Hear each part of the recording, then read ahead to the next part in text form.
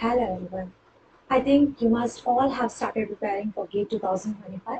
So this is the right time to start your preparation seriously because you have 9 months to prepare, and in the 10th month you will be giving the GATE exam, okay, which will be actually turning your life, okay, that will be the turning point of your life. Now, whatever the efforts you're going to put, okay, the time you're going to dedicate, you will be seeing the results only after 9 months.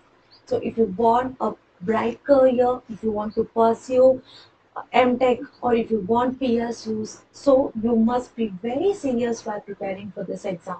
Okay, so to become successful, you need to follow some steps. Okay, you need to start subjects in sequence. It's not like you go and take analog circuits, you start with the communication systems or electromagnetic theory.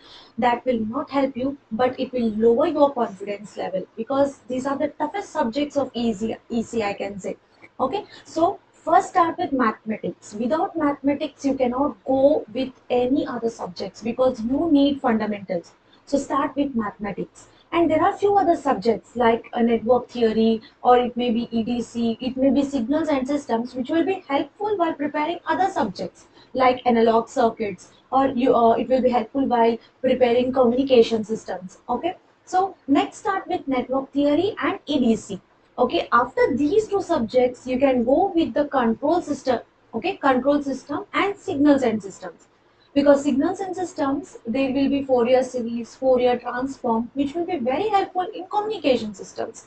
Okay, so first mathematics, then go for network theory and EDC, then go for control system and signals and system, then take analog circuits and digital electronics, then go for communication systems and EMP.